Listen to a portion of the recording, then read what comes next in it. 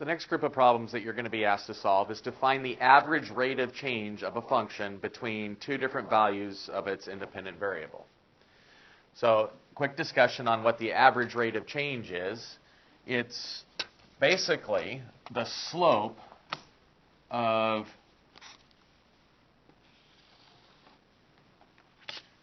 the line that contains 2 points on the function. And the line that goes through those 2 points is called a secant line.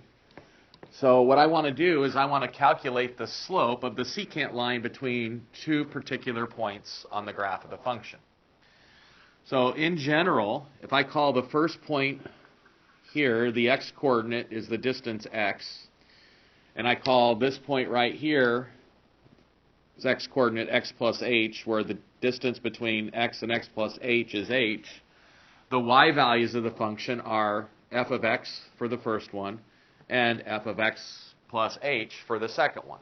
And then I just write the slope formula down. So the slope of the secant line is the second y-coordinate, which is f of x plus h,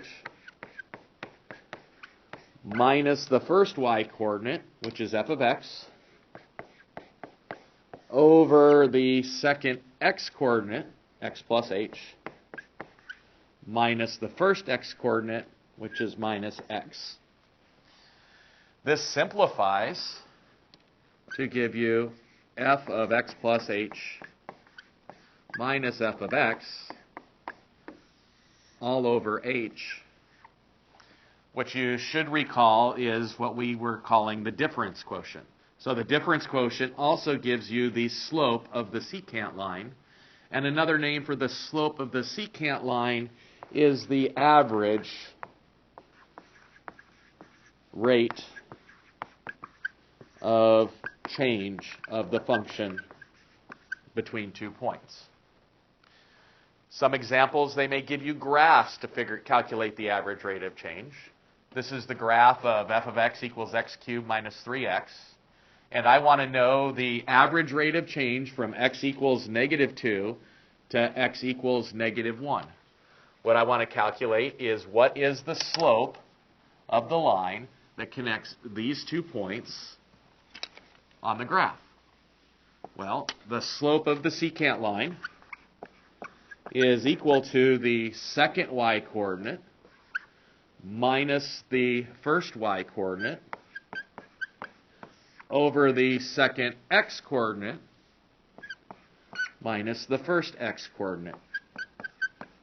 2 minus a minus 2 is positive 4.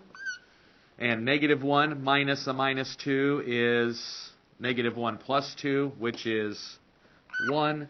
And the slope of the secant line is 4. Or in another way we can say is the average rate of change of that function from x equals negative 2 to negative 1 is 4. The second example using the same graph is to calculate the average rate of change of the graph from when x equals 0 to when x equals 1. So what I want to do is I want to calculate the slope of that green line, which is the secant line. Well, the slope of the secant is the second y-coordinate, which is negative 2, minus the first y-coordinate, which is 0, over the second x-coordinate, which is 1, minus the first x-coordinate, which is 0, which gives me negative 2 over 1, which is negative 2. So if you are asked to find the average rate of change from a graph, you read the values of the function off the graph. You may be just given a function and asked to calculate the average rate of change. S of t is a position function. So I have some sort of vehicle moving following this pattern, 20t to the 3/2 power, and I want to know the average rate of change of position from time equals 0 to time equals 9. Well, the average rate of change of position is equal to the second y-coordinate, which would be 20 times 9 to the 3/2, minus the first y-coordinate, which would be 20 times 0 to the 3/2, over the second x-coordinate, which is 9, minus the first x-coordinate. 9, take the square root of 9, you get 3. 3 cubed is 27. 27 times 20 is 540. 0 to the 3 halves is 0, times negative 20 is 0, so I end up with 540. 540 divided by 9 is equal to 60.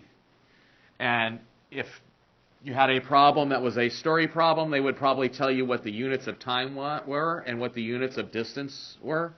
So if the units of distance were, for example, miles, and the units of time were hours, my final answer, the average rate of change, would be miles per hour.